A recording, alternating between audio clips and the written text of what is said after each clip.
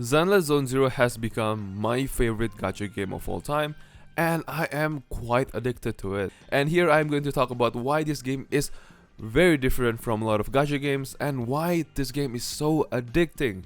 You know what, let's just say that this is some kind of a review of this game. I mean some kind, not all kind, alright? So, let's get to it. Reason number 1, the visuals.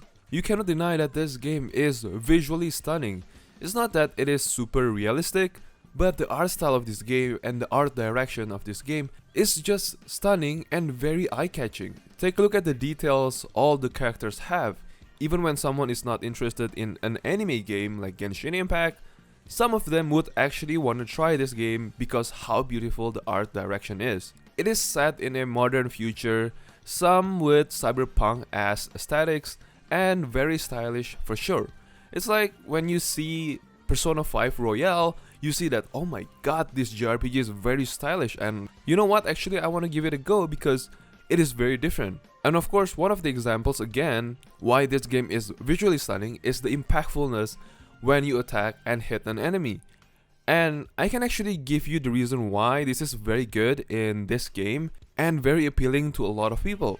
So the director of this game is actually a fan of fighting games like Tekken, Street Fighter, and Super Smash Bros. And so on. If you take a look at Street Fighter or Super Smash Bros, their game, they are a beautiful game, but they are not super realistic, a bit cartoonish actually.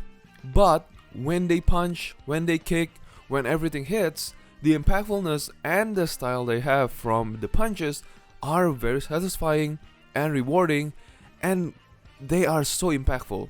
It has these little pauses when they hit, making you feel the impact, same as Zenless Zone Zero. If you pay attention on Zenless Zone Zero, you can actually see the animation pauses when they hit an enemy. They also combine it with slow motion to make it feel more satisfying and cool. Not to mention the visual effects for all the hits. I mean, it's not much, but it gets the job done, simple and clean. And people love simple and clean UI and heads-up displays. So there you go. That is why Zenless Zone Zero is visually stunning in a lot of ways, and that is also why people want to check out this game because it has all the fighting games mechanic added, or visual effects added into this game. And who doesn't love fighting games, man? I mean, even if you don't play it, when you see Super Smash Bros. And when you see Tekken, when you see Street Fighter, man, they're all stunning. And it makes you feel that you want to play that game. And we gotta talk about the cutscenes in this game. Right! You can rely on us to protect you.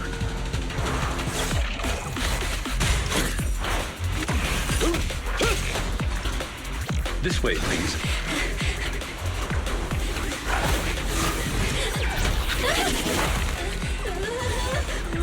Mind your step now, dear. I'll do my best.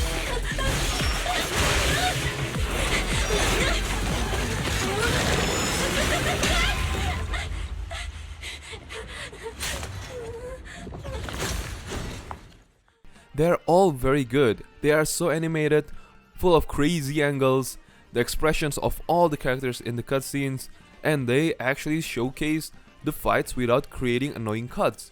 Now this is good shit. But I'll be honest with you, since this is a gacha game, I skip most of the dialogue and the story of the game. But when they have these unskippable cutscenes, they are actually entertaining and make me more interested in the game. I find that very rare on gacha games. Genshin Impact used to be like that, like their cutscenes are interesting, but I don't know, it gets boring for me and the story is very uninteresting for me. Even Honkai Star Rail, Wuthering Waves too. Wuwa actually has a very good intro, but it is just downhill from that, so kind of a disappointment honestly. And Wuwa's cutscenes are kinda meh, it's not as flashy or as animated as Zenless Zone Zero, so yeah, with no expressions on most characters in the game too, it is quite bad. And of course the voice acting too. Wuwa is absolutely not ready for launch, but I still don't know why they launch it. But hey, they are fixing most of the things, so that is also why Zenless Zone Zero is better than expected. When they launched the game, everything was mostly polished. The story through and through is very good and engaging. The characters' voice acting is full of expressions.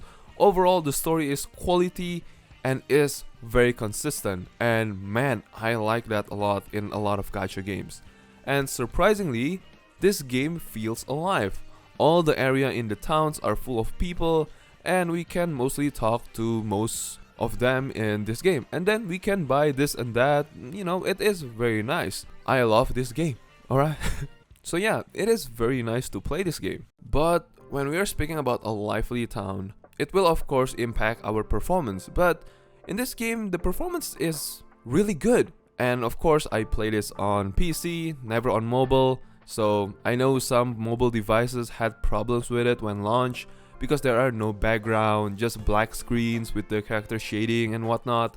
So yeah, I really don't know that.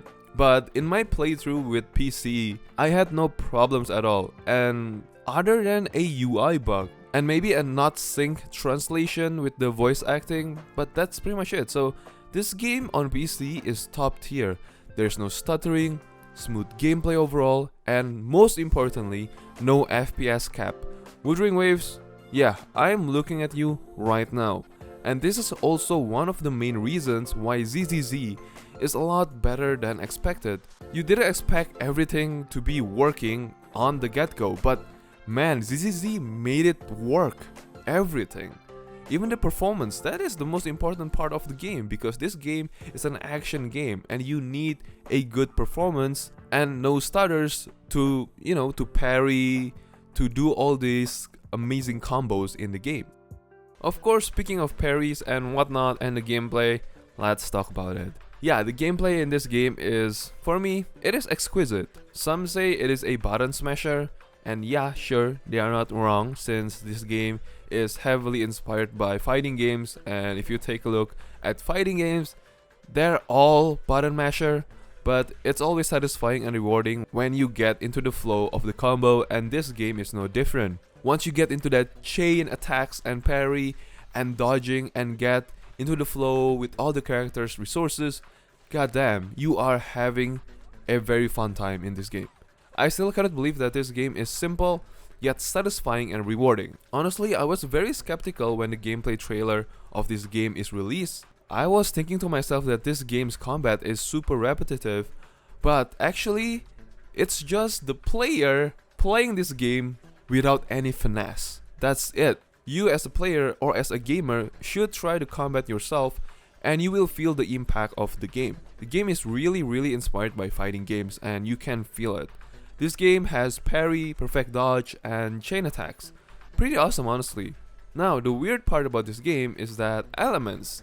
I have been playing this game for about 40 hours or so, and I find myself just using anything that suits me well, like how I want to play the game, which is nice because you can be very flexible even though elements do some crowd control too. For example, if you use ice a lot, the enemies will freeze. If you use thunder a lot, or in this game shock, the enemies will be shocked, and the list goes on. Of course, most dungeons do recommend you to use this and that elements to make the run easier, but I think it's not mandatory. As long as it looks cool and you like the playstyle and it suits your team, man, just use whatever, honestly.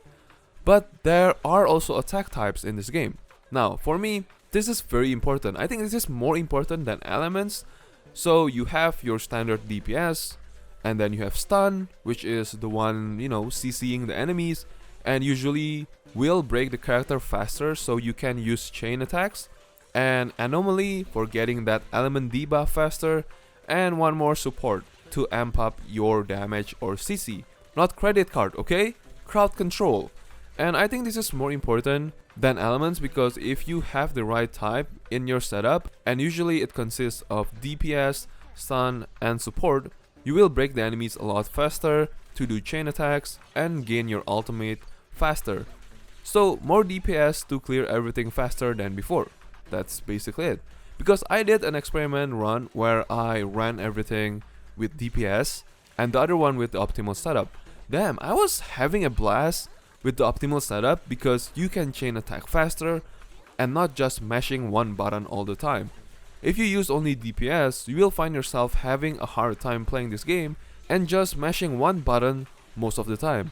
And speaking of mashing buttons, people always complain about this game that this is a button masher and it's not that hard. Yeah, the difficulty in this game is arguably very easy. Well, you can change the difficulty mode to challenge mode in story mode. I know it sounds very modey, but yeah, so before you go into any dungeon, you can change this difficulty to a challenge mode.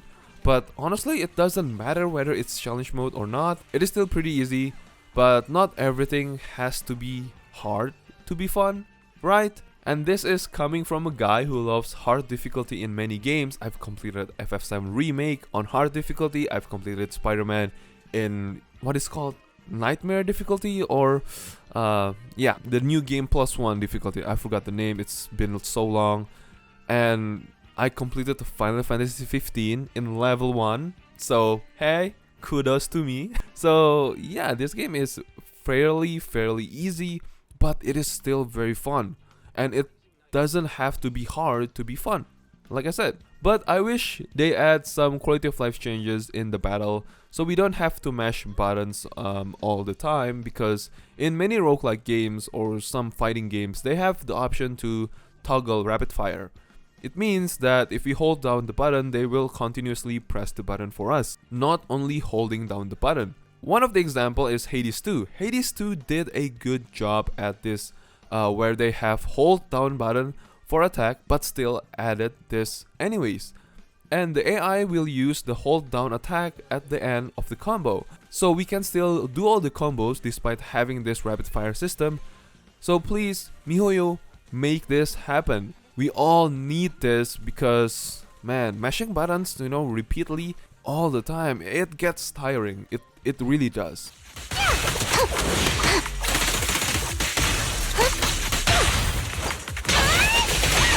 Watch out! More ethereals incoming! One fell swoop. Now I got that! Oh, and speaking of roguelike, this game also has this roguelike dungeon, same as, Honkai Star Rail, which can be very challenging for some. The first dungeons are a bit easy, but the dungeons later on will be very hard to deal with. That's why playing this game, especially without the right characters in the later stages of the game, can be quite difficult, but it is not impossible. Now, I know you all be saying, but this is a gacha game, it's pay to win, blah blah. Okay, so let me explain a little bit about this game. You all know that this is a gacha game, and for me, I am a free-to-play player in all gacha games that I play. So I have pretty much a good understanding if the game is not free-to-play friendly, and this is not one of them. This is one of the most free-to-play friendly gacha games that I know. But with that being said, gacha games always have a predatory system to milk your wallet, and this is no different. In this case, you will need to upgrade your characters using the resources gained by using stamina point, and if you use all your stamina, you gotta pay for more or wait till it replenish. Honestly, I hate this kind of system, really does, because it limits the player to play the game all day, and we need 2 teams to clear the later dungeons, and one team consists of 3 members, and we gotta build 6 characters so we can play the end game. Yeah, it is a lot of work. It is. And this game has a gacha system for characters and weapons. Why would you implement this stamina thingy if we need to grind most of the time? Everything you do that will upgrade your characters requires stamina points. Getting weapon materials, ranking up weapons, level up weapons and characters, upgrading your character skill level, and the list goes on. That's why I suggest you that if you want to play this game, be patient, because this game is not a sprint, it is like running a marathon, so be patient. You don't need all the characters to be the best in this game, because who fucking cares, right? Because it is a single player game. And keep this in mind again, that this game is fairly easy and experiments with what you have and what is the best team for you. Don't be a whiny little bitch if you don't get something. This game is not a race, and try to look up some good guides out there, because there are so much misleading info on the internet, And yeah, I don't like most Zenless Zone Zero gacha gamers or even gacha YouTubers because I don't know, man. They don't tell you the truth. They just want you to be on the guide. I don't know, man. I just don't like it. And for me, I just play the game the way I like it and understand what the game is and have a good time without being spoiled by guides. That's me. But at the end of the day, it's your money and I have no control over it. Do what is best for you, and if spending a ton of money into this gambling waifu collection is fun, then you do you. You know, your happiness is to treat yourself, and that's that. Another thing to mention is that this game is not an open world game, not even a semi-open world. Is it disappointing? No, not at all. Honestly, open world games like Genshin Impact or Wuthering Waves are kinda boring for me and a bit of a waste of my time. You know what? Actually, not a bit. Actually, a lot, yeah. Because you need to go here to find your resources, you need to collect this and that. But here, you just go into a dungeon and you will find your resources with no time wasted. So I like that a lot, and in this game, you can multiply your rewards by spending more stamina in that dungeon, so that is really good. You are not wasting your time at all in this game. Man, I fucking love it. Quality of life too. I love it when you are in a quest, you can just travel to that area without needing to search for the area. Like for example, you press the fast travel button. In my case, it's R1 because I play this game with my PS5 controller. So you press R1 and just confirm and confirm again, and you will automatically be in the area of the quest without you needing to look where you should be going. Now that is really good. Fucking love the quality of life in this game. And this game, no doubt. And another one is just clicking a single button to max out your level. And another one is just from clicking a single button to max out your level. From the clean UI design, man, clean UI design and a good quality of life is life changing. And this game offers you a pretty good one. Not the best, but it's pretty good. It's better than most.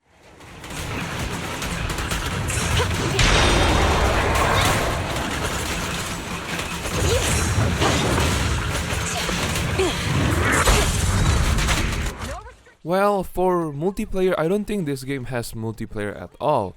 But it is really nice to have. But I'll be honest, I have no friends, hence why I play single player gacha games. And I don't even bother to look if this game has multiplayer or not. So yeah, I know this game can add friends, but I still don't know the use. And I haven't added anyone yet, so I cannot say much about the multiplayer. Although, as far as I know, you can play the mini games with your friends in this game, so that's pretty nice, I guess.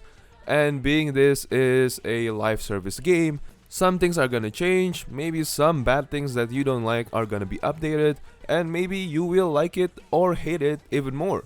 And as far as I know, the next update, they are taking all the feedback from the community and everyone seems to be liking it. So I think that's a good thing, and a lot more quality of life features to make the gameplay experience better. And while I was making this video, they released the patch 1.1 and they added a lot of quality of life features and changes and making the gameplay better, adding new characters and new events so we can have more free stuff. And free stuff is always nice, and everyone seems to love the new update, and so do I, man. The new character, man, Ching Yi, goddamn, that girl is badass.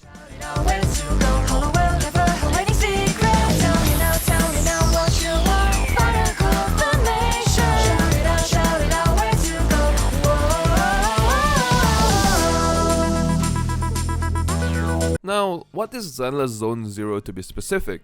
Well, Zenless Zone Zero is a dystopian tale set in a future where technology dominates human life. It follows Zenith, who uncovers the manipulative control of a tech corporation over society through visual reality simulations called Zen Zones. As Zenith questions the impact of technology on human connection and identity, he joins others in a quest to reclaim genuine human experiences amidst a virtual dominated world. After all of that, you are a video game store and somehow a proxy that can fix the world. That's pretty much the context of the game. Now, this is my favorite thing to talk about, and it is the audio. We gotta talk about that music. it's banging all the way from start to finish. The music suits the game super well with what the situation is.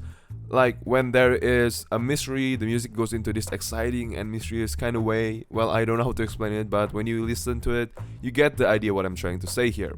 And in the fight scenes too, everything is just good and spot on. The prototype? President! It took a while to get this thing moving. Voice acting is also very good. Unpopular opinion here, but a good English voice acting is so much better than Japanese voice acting. Very good voice acting, especially for a free-to-play game. And I gotta say, man, I think this is way better than most AAA games or, you know, AA games, indie games. And the pauses between dialogues are very minimal too, even though they still have dialogue choices, which I hated a lot, man. But they have skip cutscenes, so it is a good thing to have, and it makes the animated cutscenes more enjoyable because of the great voice acting, the great animation, the expressions of all the characters in the game. Man, imagine a free-to-play game has a better cutscenes than most paid games. It is just uncanny, to be honest. Yeah. Also, this is a story-driven gacha game, so it helps a lot having a good voice acting and a good animated cutscene. So, yeah, pretty good. So, the last but not least is the overall of this game. Well, this game is simple, satisfying, easy, and fun. But the gacha system is quite predatory, so keep that in mind when playing this game. Is it a bad game? Not at all. And honestly, it can be quite addicting because how fun the game is and how fun the combat is. But it does need some improvement from the quality of life features and making the gameplay a bit smoother than before. Overall, this game is good. And I wouldn't mind spending my time on this game and a bit of money because this game has quality and the devs knows what's good and really listens to their community. So this game is worth to try on, and it is a free-to-play game. I know some of you might be discouraged by the fact that this is a gacha game, but you know what? Try it first. Don't say that you don't like it before you try something new. So that's pretty much what my review of this game, or basically why this game can be very addicting. It's just because of the quality of this game and the inspiration from the fighting games, because fighting games can be really addicting. So thank you guys so much for watching this video. Hope you guys enjoyed it, and I'll see you guys on Zenless Zone Zero.